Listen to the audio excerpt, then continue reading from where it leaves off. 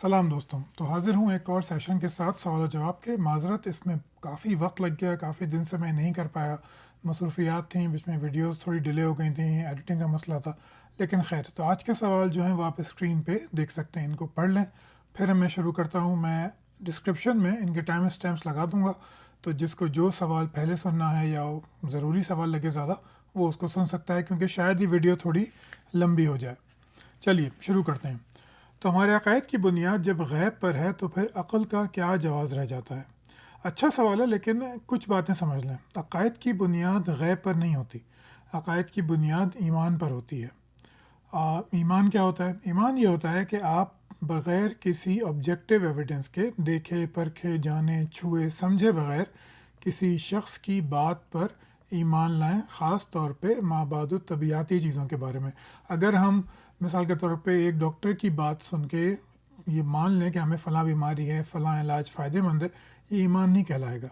ये आपका एक गुमान है, भरोसा है जो आपको दुनिया में करना ही पड़ता है। लेकिन जब आप किसी इंसान की माबादु तबीयाती बात पे यकीन करेंगे, कायनात से बाहर की बात पे यकीन करेंगे, तो उसको ईमान कहा जाता है। तो अक़ायद जो होते हैं वो ईमान की वजह से होते हैं, गैब की वजह से नहीं होते। चूँकि आप उस शख्स पर ईमान लाए हैं, इसलिए आपको गैब पर भी ईमान लाना होगा। गैब वो यानी उसके वो दावे जो दुनिया में आप चेक नहीं कर सकते। तमाम मज़ाहिब जब इस माबादु तबीयाती दावे करते हैं, कायनात किसने बनाई, जज़ा और सज़ा क्या होती है, मुश्किलात क्यों आती हैं, अच्छाई बुराई का क्या कॉन्सेप्ट है, गुनाह सवाब की क्या चीज़ें हैं, तो वो हमेशा इसी दुनिया से अपनी एविडेंस लेती है। जैसे कुरान मजीद को अगर देखें तो वो माबादु तबीयाती ज़िंदगी, यानी कि मौत के बाद की ज़िंदगी, रूह की ज़िंदगी, बरज़ख की ज़िंदगी, उसकी वो दलील देता है कि देखो बारिश होती है तो सब्ज़ा लहलहा उठता है। यानी उसने एक दुनियावी चीज़ को लिया और उसकी बेस पे जो उसने उखरवी या माबादु तबीयाती दावजात या दावे कर दिए। अगर आप रसूल को मानते हैं, अब वो रसूल हो, पादरी हो, प्रीस्ट हो, कोई पुरोहित हो, कोई और भिक्षु हो, कोई बुद्ध हो, जो भी हो, अगर आप उसको मानते हैं तो फिर आप इस दलील की बुनियाद पे जो आपका रोज़ का मुशाहिदा है, आप उस शख्स के माबादु तबीयाती दावे को दुरुस्त मान लेंगे।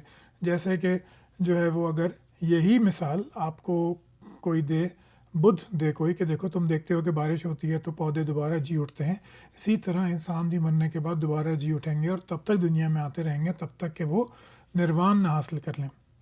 तो ये बात भी आप मान लेंगे। इसलिए नहीं कि आपने पानी की वजह से पौधा उगता हुआ देखा है, वो इसलिए मान लेंगे कि आप उस बुद्ध की बात को दुरुस्त मानते हैं।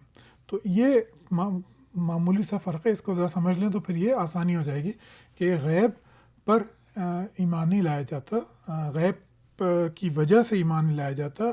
ईमान होने के बाद आप गैब पे यकीन रखते हैं, लेकिन उस शख्स पे जिस पे आप या जिसकी बात पे आप ईमान ला रहे हैं। जहाँ तक सवाल हो गया अक़ल की बात का, देखिए अक़ल हमेशा इल्म के साथ तरक्की करती है। जितना आपका इल्म है, अक़ल आपको वहीं तक दे सकती है। उसके आगे फ़लसफ़ा होता है जो गुमान की एक तरक्की याफ्ता शक्ल है, या फिर अंदाज़े होते हैं, लोग देख लेते हैं। जैसे आप इसको देख लीजिए, जो हॉरोस्कोप्स होते हैं कि भाई अगर आपका बुर्ज बिच्छू है तो फ़लाँ होगा, अगर आपका बुर्ज फ़लाँ है तो फ़लाँ होगा। तो ये सब फिर बातें फिर गुमानों के उसमें आ जाती हैं, सूडो साइंस इसमें एक चीज़ आ जाती है। लेकिन अगर हम प्योर अक़ल की बात करें तो देखिए अक़ल माबादु तबीयाती दावे आपको नहीं बता सकती, वो आपको गैब की बातें नहीं बता सकती। वो आपको एक कैलकुलेटेड गेस तो दे सकती है कि आज की थ्योरीज़ के हिसाब से, रिलेटिविटी थ्योरी के हिसाब से बिग बैंग हुआ था। ये हकीकत नहीं है, ये एक कैलकुलेटेड गेस है। उसके सबूत जैसे जैसे मिलते जाएंगे वो स्ट्रॉन्ग होती जाएगी थ्योरी, लेकिन जो है वो फैक्ट बहरहाल नहीं है। यानी वो ऐसा फैक्ट नहीं है जिसको आप 2 और 2 4 की तरह देख सकें, समझ सकें। तो ये फ़र्क है। अगर आप ईमान के दावों को, मज़हब के दावों को आप अक़ल से परखना चाहते हैं तो फिर आपको मज़हब के दुनियावी दावों को ही परखना पड़ेगा, उसके आप माबादु तबीयाती दावों को नहीं परख सकते।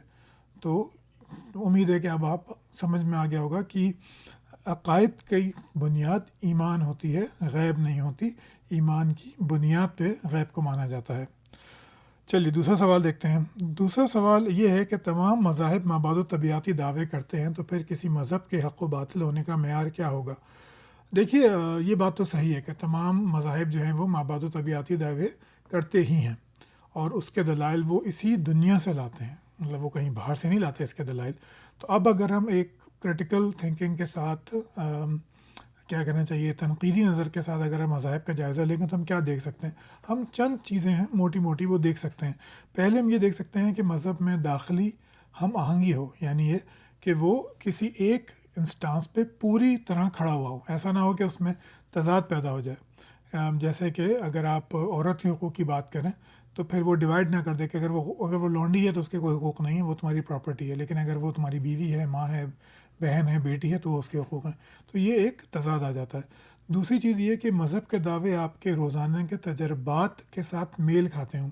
جیسے آپ صلی اللہ علیہ وسلم کی ایک حدیث ہے جس میں آپ نے فرمایا کہ جہنم سال میں 2 مرتبہ سانس لیتی ہے، جب وہ سانس اندر کھینچتی ہے تو سردی ہوتی ہے، سانس باہر چھوڑتی ہے تو گرمی ہوتی ہے.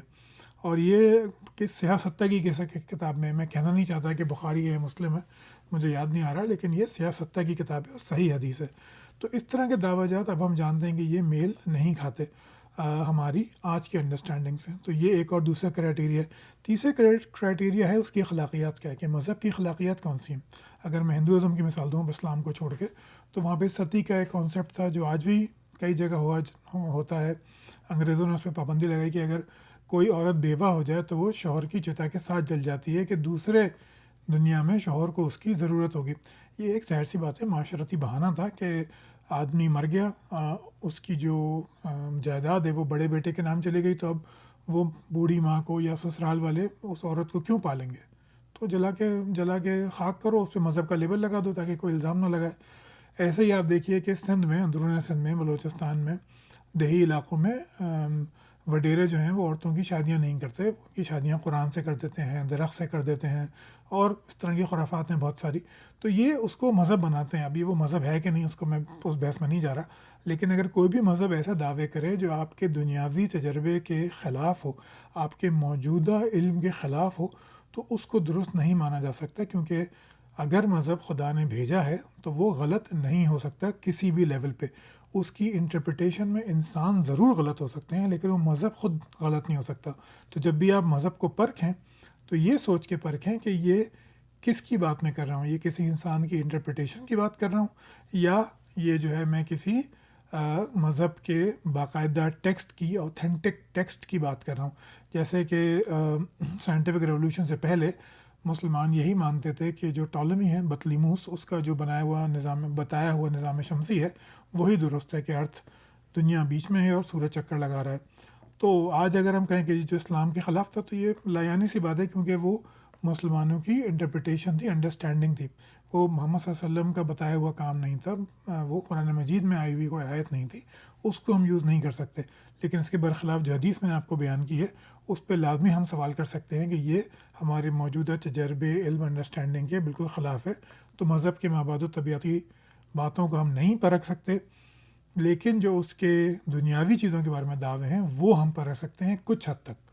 میں نے کہا کچھ حد تک. مثال کے طور پہ کہ اگر کہا جائے کہ جی اسلام کی درستگی کی دلیل یہ ہے کہ دعا قبول ہوتی ہے، تو آپ اس کو کیسے پرکھیں گے؟ آپ یہ تو کر نہیں سکتے کہ اچھا آج میں ایک دعا جو ہے وہ اللہ سے مانگتا ہوں، کل ایک دعا میں کرائے سے مانگوں گا، اور پرسوں دعا میں جو ہوں وہ وشنو یا کرشنا سے مانگوں گا. اب اس میں اگر کوئی بھی رزلٹ آئے گا آپ بائسڈ ہوں گے، کیونکہ اگر آپ مسلمان ہیں تو آپ یہ کہیں گے کہ بھائی میرا تو ایمان اللہ پہ ہی تھا، میں تو جھوٹ موٹ مانگ رہا تھا. اگر دعا قبول نہیں ہوئی تو ہندو یہ کہے گا کہ بھائی تم نے جھوٹ موٹ اگر دعا مانگی اس لیے قبول نہیں ہوئی، سچے دل سے مانگتے تو قبول ہوتی. تو بہت سارے دنیاوی دعوے بھی ہم چیک نہیں کر سکتے. چند دعوے ہیں جن کو ہم چیک کر سکتے ہیں، انہی پہ مذہب کا جو ہے وہ جائزہ لیا جانا چاہیے. آگے چلتے ہیں.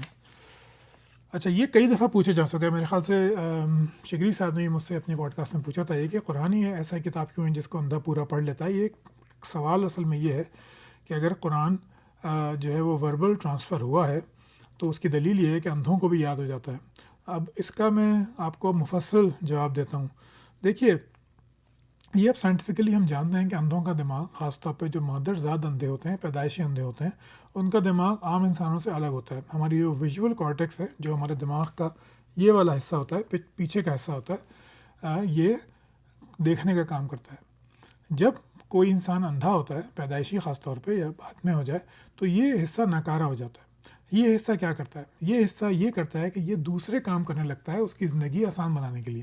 یعنی کہ یہ ویژول کارٹیکس جو ہے یہ ایک دم سے میموری کو اسٹور کرنا شروع کر دیتی ہے، آوازوں کی شناخت کو اسٹور کرنا شروع کر دیتی ہے۔ 2003 میں ہارورڈ کی بہت بڑی اسٹڈی تھی جس میں انہوں نے یہ دکھایا کہ اندھے جو ہیں وہ آوازوں کو بہتر طریقے سے ڈفرینشیٹ کر سکتے ہیں، مختلف آوازوں کو ان کو یاد رکھ سکتے ہیں، اور عام انسانوں کے بدلے تو نہیں کہنا چاہیے، عام انسانوں کے مقابلے میں وہ آوازوں کو اور ترتیب الفاظ کو، الفاظوں کی ترتیب کو عام انسانوں سے بہت زیادہ بہتر کام کر سکتے ہیں۔ یہ جو دماغ کا میں نے آپ کو بتایا کہ بیکار ہوا ہوا حصہ جو ہے کام کرنے لگتا ہے، دوسرے کام کرنے لگتا ہے، اس کو جو ہے نیورو پلاسٹیسٹی کہتے ہیں، یعنی کہ دماغ ری لرن کرنے لگتا ہے۔ ہم اس کو بہت زیادہ دیکھتے ہیں فالج کے مریضوں میں کہ وہ بالکل فنکشن کھو لیتے ہیں، لیکن 1 سال 2 سال 3 سال کے بعد وہ تھوڑا بہت بولنے لگتے ہیں، چلنے لگتے ہیں۔ تو وہ یہی نیورو پلاسٹیسٹی ہے کہ دماغ کے جو دوسرے حصے ہیں وہ کام کرنے لگتے ہیں۔ تو یہ تحقیقاً پروون بات ہے کہ جو اندھے ہوتے ہیں، خاص طور پہ مادرزاد اندھے، وہ زیادہ بہتر سن سکتے ہیں، وہ زیادہ بہتر الفاظوں میں ڈفرینشیٹ کر سکتے ہیں مختلف الفاظ کو، ان کی ترتیب زیادہ بہتر یاد رکھ سکتے ہیں، اور ایک عام انسان سے زیادہ الفاظ وہ یاد رکھ سکتے ہیں۔ تو اس وجہ سے اندھے قرآن مجید کو یاد کر لیتے ہیں، صرف قرآن مجید نہیں، بہت ساری باتیں یاد کر لیتے ہیں۔ ابھی انڈیا میں ایک بہت مشہور میتھمیٹیشین تھے جو عالم بھی تھے، اور وہ ایسے کرتے تھے کہ کوئی ان کے پاس آتا تھا کوئی مسئلہ پوچھنے، وہ کہتے تھے میری پیٹھ پہ لکھ دو، تو اس لکھنے کو جب وہ لکھ رہا ہوتا تھا تو وہ ان کا دماغ اسٹور کر لیتا تھا۔ یعنی آپ دیکھیے کہ میموری دیکھیے کہ اگر آپ اپنے جسم کے کسی حصے پہ کوئی لفظ لکھیں تو آپ اسے سمجھ نہیں پائیں گے، پریکٹس کر کے بھی سمجھ نہیں پائیں گے، کیونکہ آپ کی میموری اتنی طاقتور نہیں ہوتی۔ لیکن وہ نابینا عالم صاحب جو ہیں وہ اس کو یاد رکھتے تھے، دوسرا اسٹیپ بھی یاد رکھتے تھے، اور وہ میتھمیٹیکل پرابلم اپنی پیٹھ پہ لکھوا کے سمجھ لیتے تھے اور اس کا پھر حل بتا دیتے تھے۔ تو اندھوں میں اس وجہ سے یہ دلیل بالکل بیکار ہے کہ جی اندھوں کو قرآن یاد ہو جاتا ہے۔ اگر آپ کو دلیل لانی ہے تو آپ یہ لائیے کہ ایک عام انسان جو دیکھ سکتا ہے وہ بھی سن کے قرآن مجید بالکل ویسے ہی یاد کر سکتا ہے جیسے کہ ایک دیکھ کے جو پڑھنے والا یاد کرتا ہے، تب بات بنے گی۔ جب تک یہ آپ کے پاس ایویڈنس نہیں ہے تب تک یہ کوئی دلیل کارگر نہیں ہو سکتی۔ آگے چلتے ہیں، نفاذ دین سے دنیا میں ترقی کس طرح ممکن ہے؟ یہ میں بدتمیزی نہیں کرنا چاہتا کبھی بھی، لیکن یہ لالی پاپ ہے جو مسلمان علماء دیتے رہتے ہیں کہ اگر ہم دین پہ چلیں گے تو دنیاوی ترقی ہو جائے گی۔ میں آپ کو ایک بات بتاتا ہوں، دیکھیے ہم جتنے بھی مسلمان سائنسدانوں کی بات کرتے ہیں، شاعروں کی بات کرتے ہیں، مفکرین کی بات کرتے ہیں اسلام کی پہلی، دوسری، تیسری صدی میں، اس میں ایک بھی عرب نہیں ہے، ایک بھی نسلاً عرب نہیں ہے۔ جن لوگوں میں دین نازل ہوا تھا، اگر نفاذ دین سے دنیا میں ترقی ممکن ہے تو سب سے زیادہ ترقی ان لوگوں کو کرنی چاہیے تھی، یعنی کہ حجاز اور اس کے آس پاس کا علاقہ، لیکن ایسا نہیں ہے۔ آپ لغت کے ماہرین لے لیجئے، آپ تفسیر کے ماہرین لے لیجئے، فقہ کے ماہرین لے لیجئے، کوئی بھی عرب نہیں ہے۔ اکا دکا شاید آپ کو مل جائیں گے لیکن کوئی بھی عرب نہیں ہے، ایک بھی عرب نہیں ہے۔ تو یہ بات بہت ہی عجیب ہے کہ آپ دین نافذ کر لیں گے تو ترقی ہو جائے گی۔ دیکھیے ترقی دین نافذ کرنے سے نہیں ہوئی، ترقی جو گولڈن ایج جو ہوئی ہے وہ گولڈن ایج ہوئی ہے فائنینشیل اور کہنا چاہیے پولیٹیکل اسٹیبلٹی سے۔ آپ دشمنوں سے محفوظ ہیں، آپ سب سے طاقتور ہیں، آپ کے پاس بہت مال ہے، یعنی آپ ایک امیر نیشن ہے، تو سائنٹیفک ترقی ہو گئی۔ ایسے ہی سائنٹیفک ترقی ہوئی انگلینڈ میں، ایسے ہی سائنٹیفک ترقی ہوئی امریکہ میں، جاپان میں، چین میں۔ اگر مذہب سے سائنٹیفک ترقی ہوتی تو آج موریتانیہ کو ترقی یافتہ ہونا چاہیے تھا۔ وہ ابھی تک وہ اسی پرانے 7ویں صدی کے مذہب پہ چل رہے ہیں، یمن کو ہونا چاہیے تھا۔ تو یہ بالکل بیکار بات ہے، یہ مولویوں کا لالی پاپ ہے، معذرت اگر کسی کو برا لگے تو، کہ نفاذ دین سے ترقی ہو جائے گی۔ آپ ان سے پوچھیں کہ اپنی تاریخ میں دکھائیے کہاں ترقی ہوئی ہے۔ مسلمان حکومت کا مطلب ترقی کرنا نہیں ہوتا، مسلمان حکومت کا مطلب ترقی کرنا نہیں ہوتا۔ آپ یہ دکھائیے کہ کون سے سائنسدان نے یہ کہا ہے کہ فلاں ایجاد جو ہے مجھے قرآن کی اس آیت سے مجھے تحریک ہوئی، فلاں میں نے نیچر کا قانون جو ہے وہ آپ صلی اللہ علیہ وسلم کے اس ارشاد سے نکالا۔ آپ ایک نہیں دکھا سکتے، ایک نہیں دکھا سکتے۔ معذرت کے ساتھ ابن سینا، غزالی، ابن رشد، البیرونی، الخوارزمی، کسی کی بھی سائنٹیفک اچیومنٹ کا ریکارڈ آپ دیکھ لیجئے، اس میں ایک بھی بات قرآن یا حدیث کی نہیں ملے گی۔ صوفیانہ باتیں ملیں گی کہ مجھے یہ ہوا، مجھے ایسا پتہ چلا، ویسا پتہ چلا، یہ تجربہ ہوا، وغیرہ وغیرہ۔ سائنٹیفک بات، دنیاوی بات نہیں ملے گی۔ کوئی آپ کو نہیں بتائے گا کہ جی مجھے یہ فلاں پولیٹیکل اصول جو ہے وہ قرآن مجید سے ملا۔ ہمارے بہت بڑے بڑے پولیٹیکل سائنٹسٹ گزرے، سائنٹسٹ نہیں کہنا چاہیے، پولیٹیشینس گزرے ہیں مسلمانوں میں، ایک نے بھی نہیں کہا کہ فلاں جی مجھے قرآن سے ملا ہے، مجھے مشاورت کا طریقہ قرآن نے سکھایا ہے، مجھے فلاں سیاسی اصول جو ہے فلاں حدیث سے فلاں واقعے سے اخذ کیا ہے۔ یہ بیکار باتیں، یہ کبھی نہیں ہوا ایسا، یہ صرف لالی پاپ جو مولوی حضرات آپ کو دیتے ہیں، چونکہ ہم اپنی تاریخ نہیں پڑھتے، اور اگر پڑھتے بھی ہیں تو ہیویلی ایڈٹ شدہ کتابوں میں پڑھتے ہیں، تو اس وجہ سے ہمیں یہ بات سچ لگتی ہے، حالانکہ یہ سچ بالکل بھی نہیں ہے۔ چلیے یہ بہت تفصیلاً بات ہے، میں اس کو یہیں روکتا ہوں، کوئی سوال ہو تو مزید آپ کر لیجیے گا اس میں۔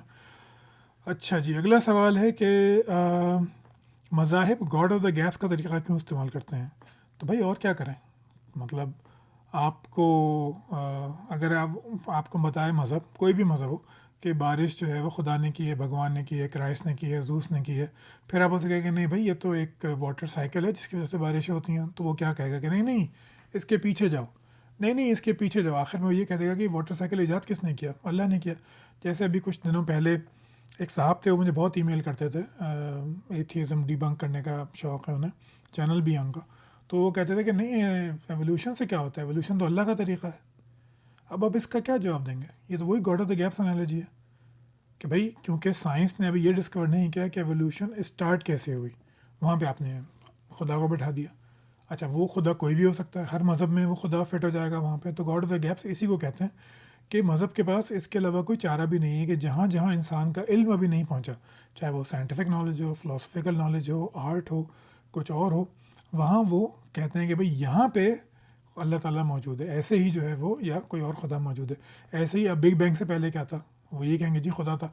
ہماری اگلی نسلیں اگر یہ جان لیں گی کہ بگ بینگ سے پہلے کیا تھا، تو اس وقت کے علماء حضرات، مسلمان یا پادری یا پریسٹ، تب بھی یہ کہیں گے کہ نہیں اس سے پہلے کیا تھا۔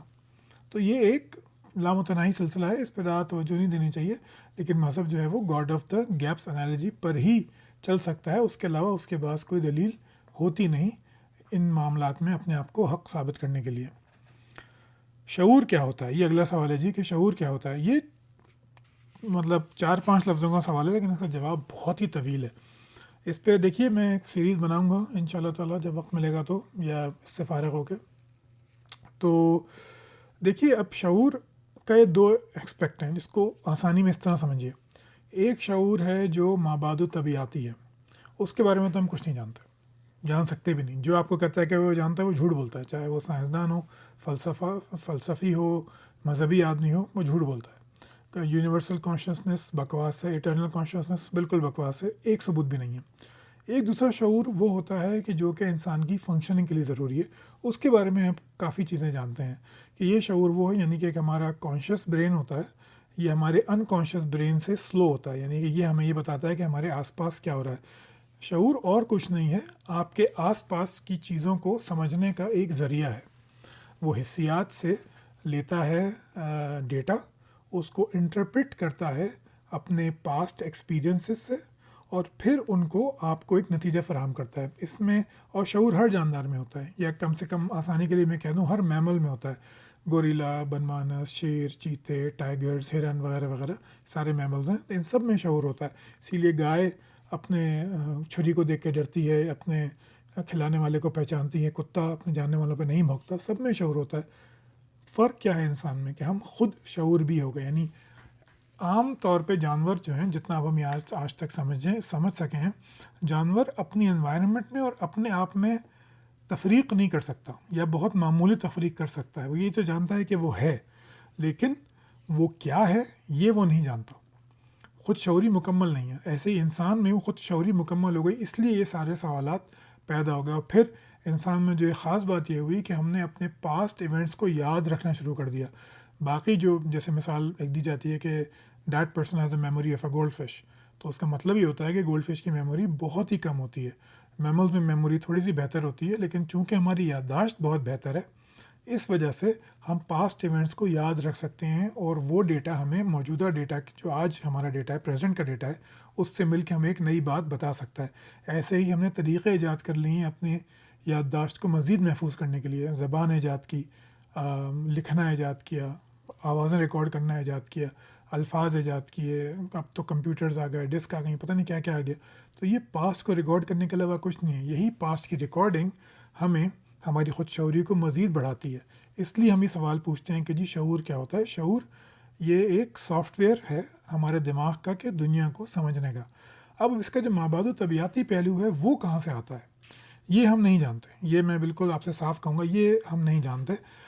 اس کے بارے میں بہت ساری تھیوریز ہیں. جب میں اس پہ سیریز بناؤں گا تب ڈسکس کریں گے وہ کہ مابعد و طبیعتی باتیں ہیں. شعور ہمارا کیسے پیدا کرتا ہے.